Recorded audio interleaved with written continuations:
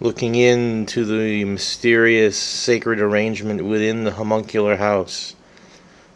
Golden and sparkling Islamic icons expressing our new level of understandings on various matters, which will be elaborated further in the future. For now, we are off on a mystery mission, during which I will recount a few things. A couple of reminiscences about the dwarves, since I'll be passing through their territory, and follow-up comments on the Calendar of Light issues. Okay, is the goddess Isis ensuring providential protection as I am going on my journey. Goodbye, my love. Goodbye, my darling flame. Oh, I can't get you in the frame, can I? No, I can't. Goodbye. I descend into the night. Oh. Testing the night vision. Looking up.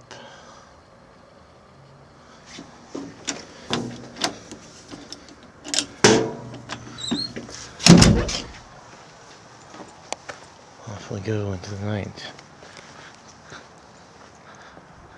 Oh, an excellent night for stargazing, I think. Oh, is that a UFO?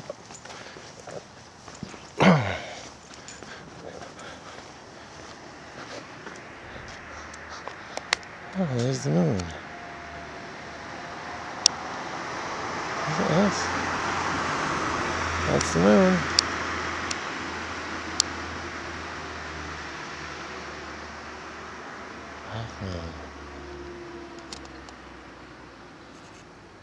Up in the sky.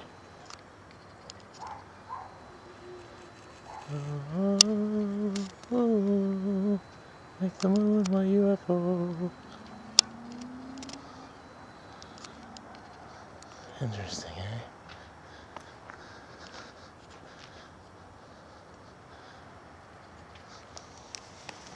Off we go now. Around the neighborhood.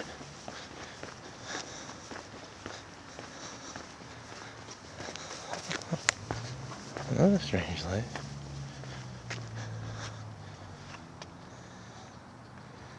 Let's see. Zoom in, zoom out. Now I see the neighborhood.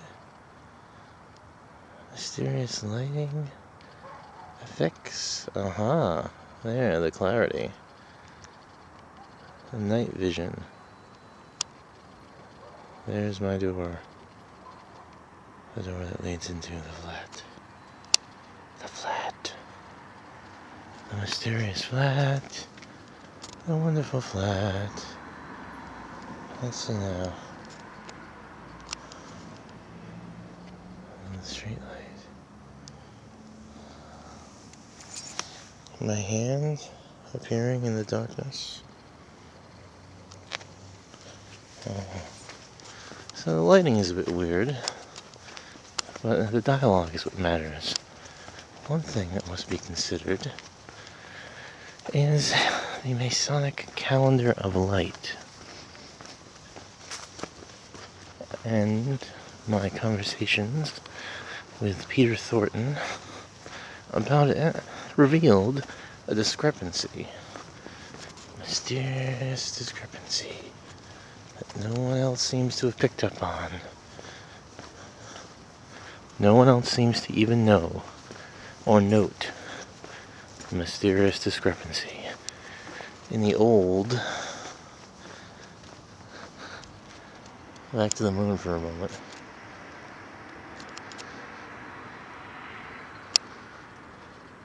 Yes, that is the moon.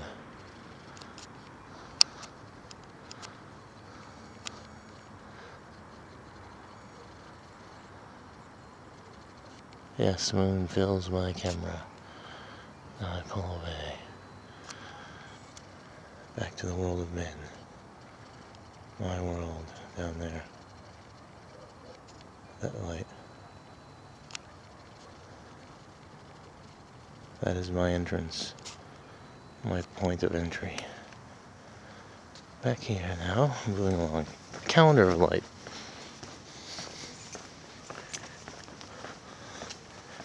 In the old Victorian Constitution, consisting of England and Victorian era Freemasonry, let's say pre-Albert Pike. You have concepts like the Calendar of Light, defined biblically and exclusively Christian.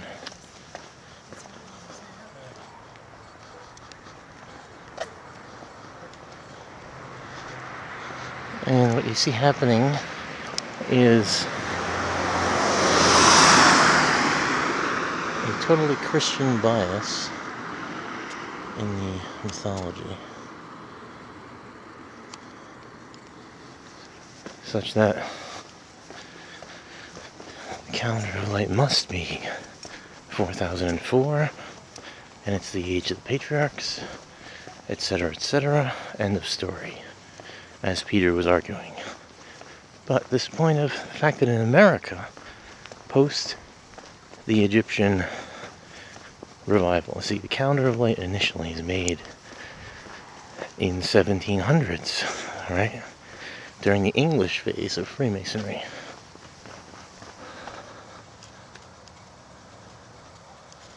And what happened there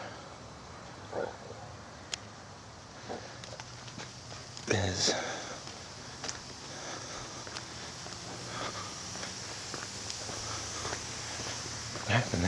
that the Bible defined everything, so the interpretation must have been 4004, etc. Now, Pike and the Victorian era, 1800s, post-Egyptian revivalism, creates the 4000 BC connection to, as Richard Noon clues us in 552,000, and part of that conspiracy is to set up this point. 552,000 book and conspiracies to convey this information about the calendar. It was not about a real cataclysmic scenario.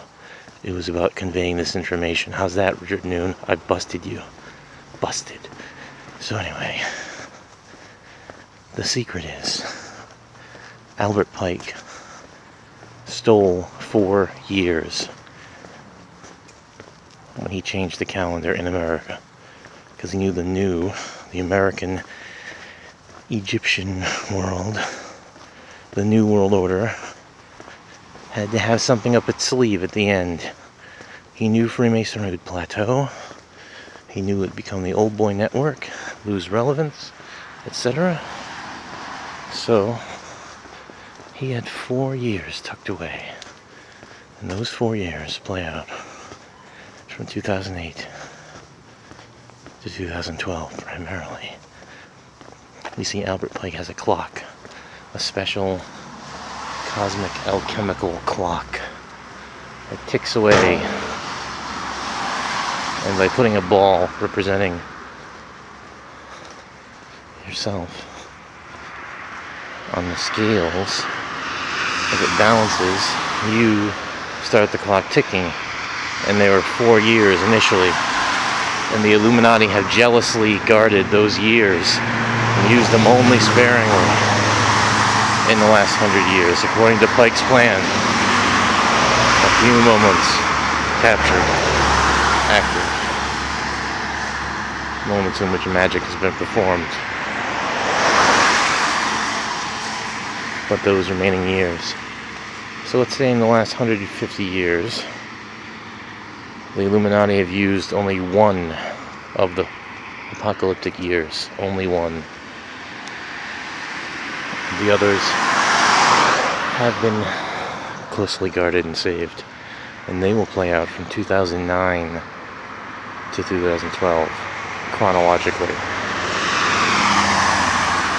What we're looking at here now is actually the gateway to the dwarf realm in Australia. This is the interface point.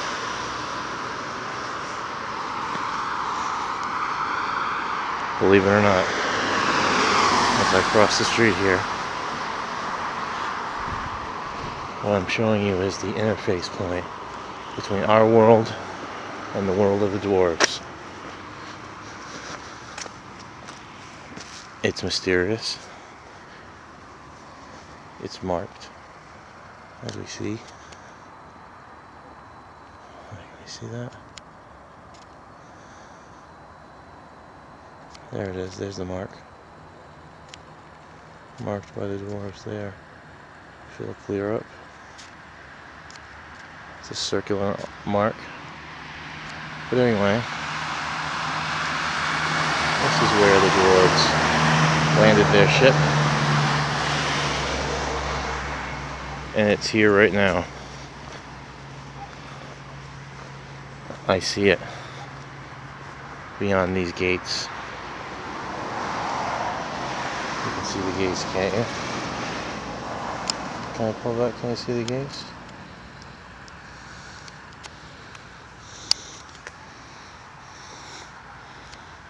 It's night, of course,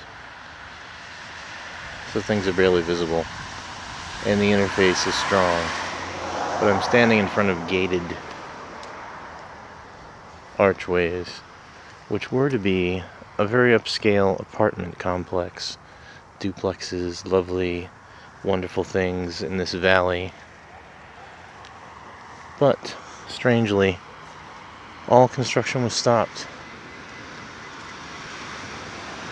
It's not happening anymore. It's been left alone. You gotta ask yourself, why? Gotta ask that question. Why?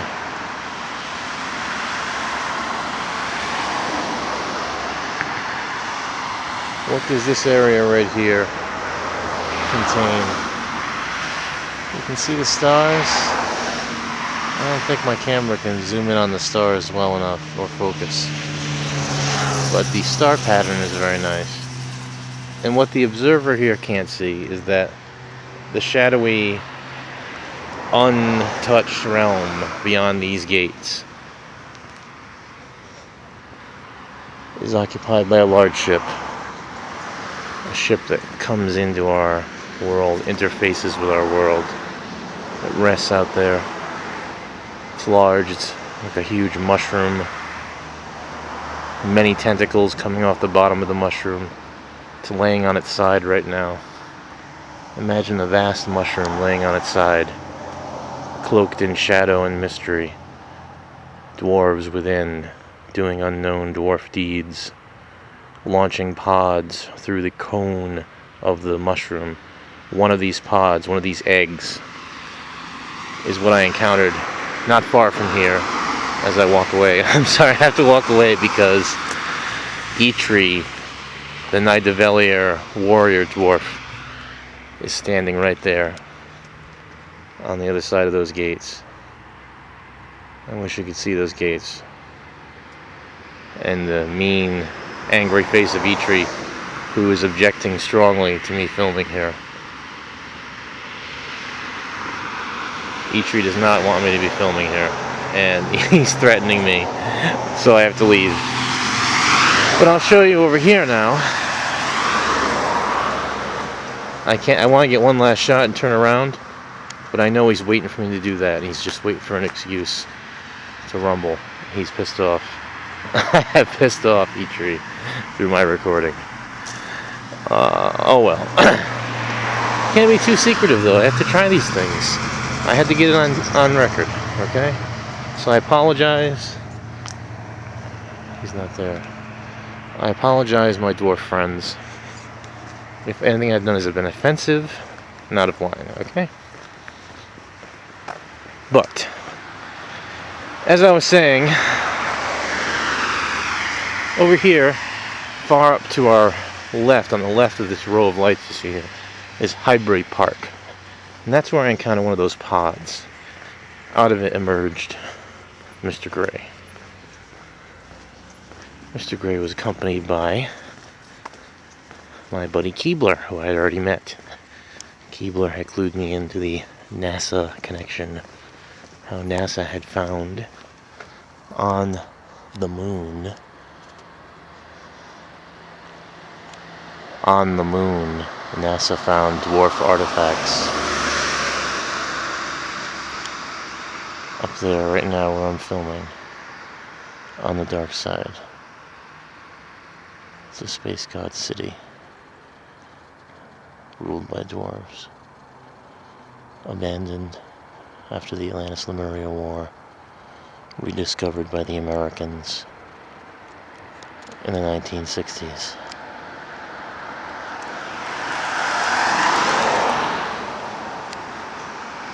What we have to recall too is that with that connection, not only did the Americans discover the dwarf space god city on the moon, before that, the Soviets, under the direction of a few Atlantis Aryan Superman survivors who have achieved immortality through whatever reason, one of the immortals, let's say, just one of them, someone who knew Peter the Great, who was all into the Peter the Great plan, blah blah blah, etc. He directs them to where they will find Atlantean artifacts in orbit. And the Soviets get these artifacts. They've been left in orbit since the war, and that no one knows about. They get them, they bring them back. KGB's all over it. They Project ISIS, they go dig up in Egypt, body of the Tomb of the Visitor, as will be illustrated, as is illustrated rather in a mystery DVD about the secret KGB files which I was given, which talks all about Project ISIS and how they dig up an alien from 10,500 BC, and how the cult, the followers, is formed, and they magically vanish and abducted according to an astronomical timetable, blah blah blah, solar temple-ish. Anyway, the dwarves of today have no connection to their technology on the moon.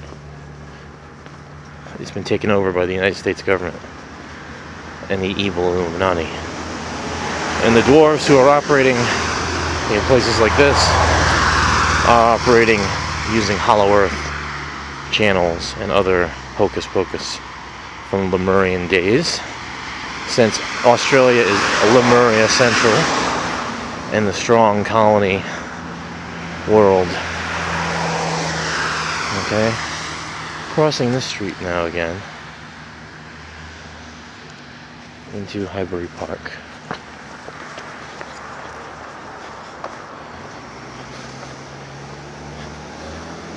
A lovely night for the neighborhood stroll. I'll be in utter darkness as I go here across.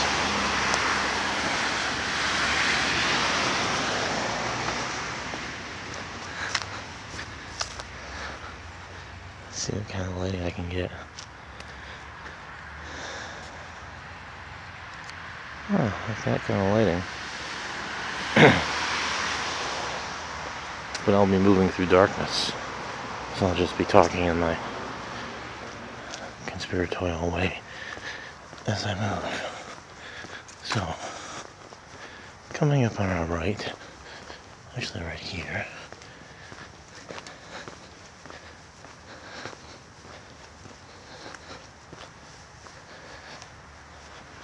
we have the park. Highbury Park.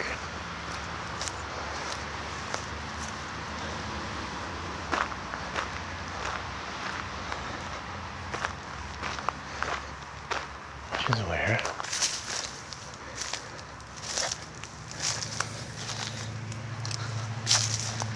I met the dwarves in the pod.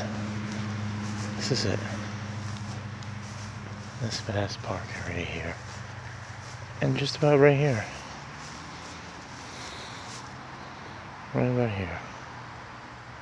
There, perhaps you can see a light for reference. This is, see the cars. The street over there.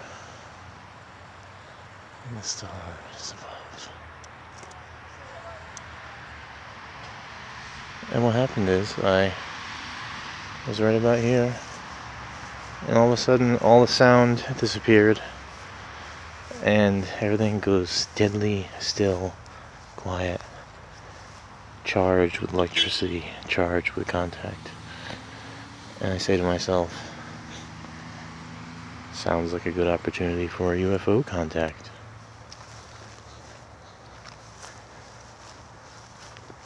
And suddenly, I was no longer alone. And there it was. A huge egg. Maybe about 10 feet tall. Black and silent, floating here. And then in a flash, it changes into a park bench.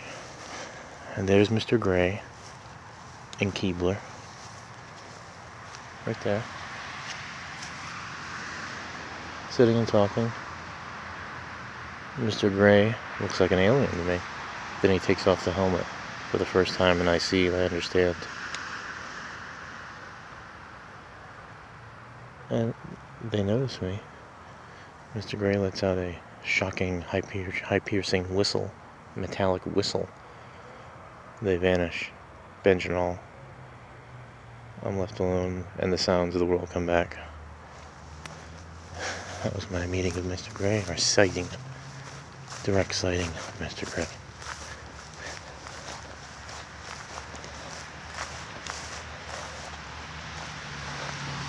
Now I must find the path over here.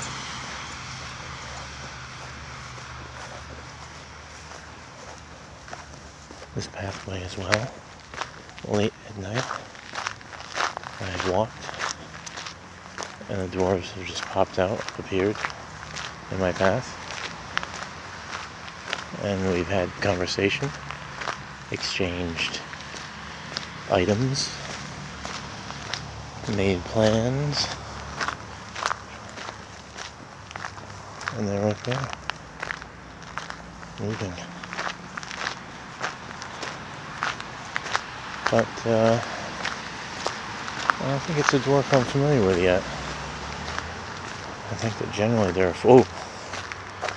One just ran across the path. Hello?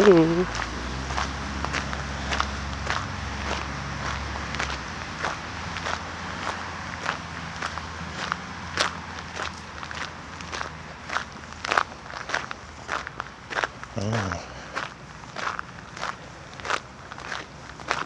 They're a tribe of hairy dwarves. You know the hairy dwarf that visits Lalinka. Well, there's a little group of them in there, living in the savage forest here, which is right in the middle, underneath the moon, in the middle of the big park area.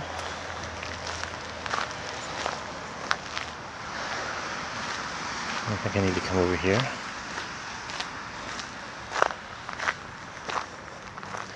And give them something.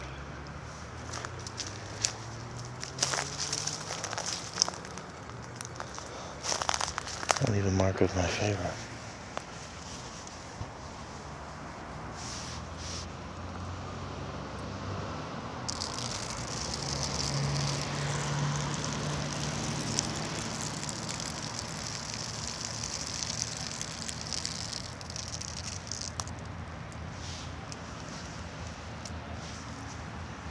I marked the territory. Ho, ho, ho, ho. Bet you weren't expecting to see that live. Well, you didn't see it because it's dark. Having strange, stone perverse feelings. Those savage dwarves are calling up all kinds of strange feelings in me. I think one of them wanted to fuck me. I think I would have almost let him. I don't know. Strange magnetism.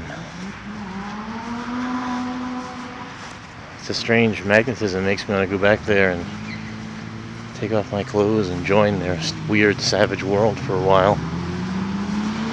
Engage in weird primitive rituals that haven't changed since the space gods first left their footprint upon this earth. Weirdness, oddity. But I won't, of course, because I'm not that stoned. But anyway, here I am in another clearing in the park, the other main part of the park. And there's a strange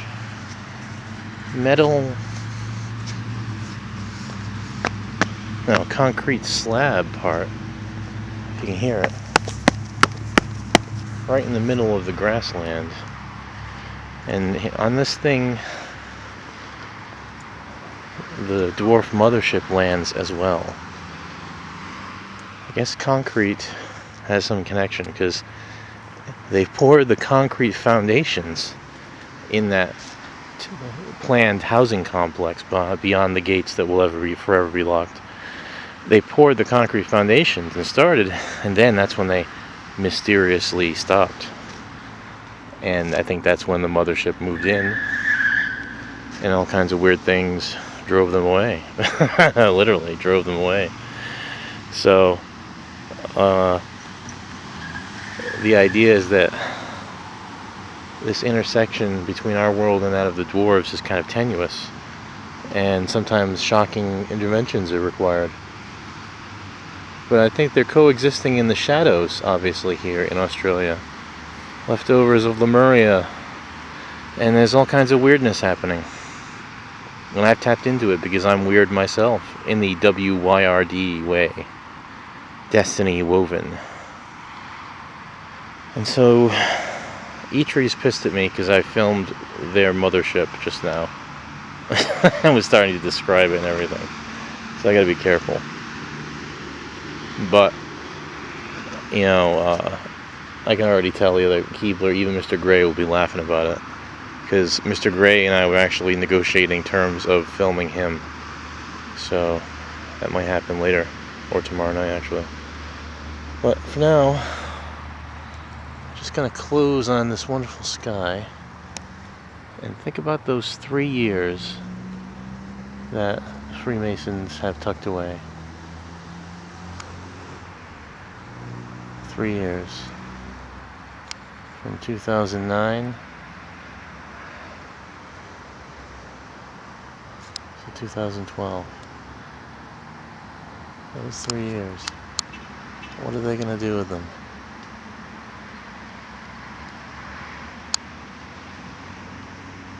What is their plan? UFOs. Oh. The moon, dwarves, UFOs, and the 3 years. 1 year's already been used since Pike's era. Pike himself used most of it to set things up. No one knows about this but me. And the dwarves are here right now, standing next to me, and I have to stop filming.